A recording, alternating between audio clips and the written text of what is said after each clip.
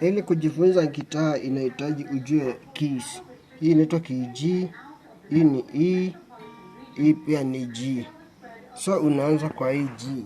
Unaanza kujifunza rhythm guitar. Unaanza hivi. Hiyo ndio simple sasa.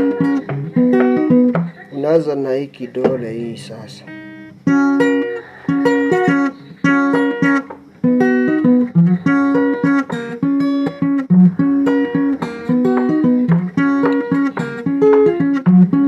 Sasa unaweza kucheza na ndanga style. Hii sasa unashika waya ya pili, ya tatu na ya nne.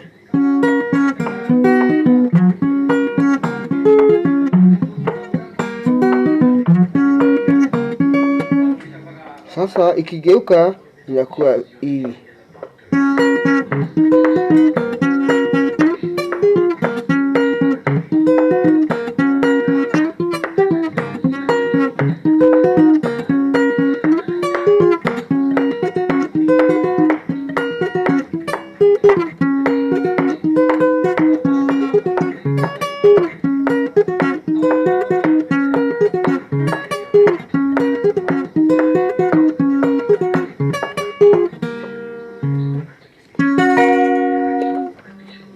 Ingine simple.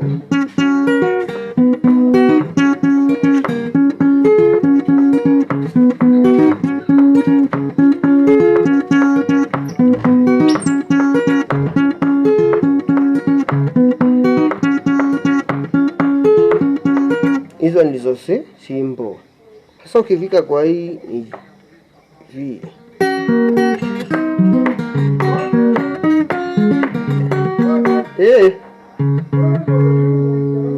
Ngoza.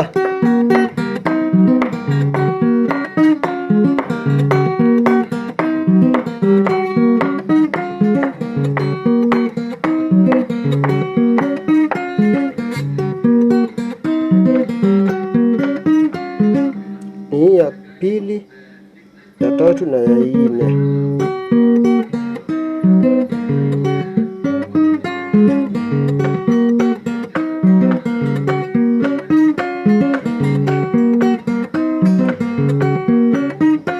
Yaani inakuja hapa.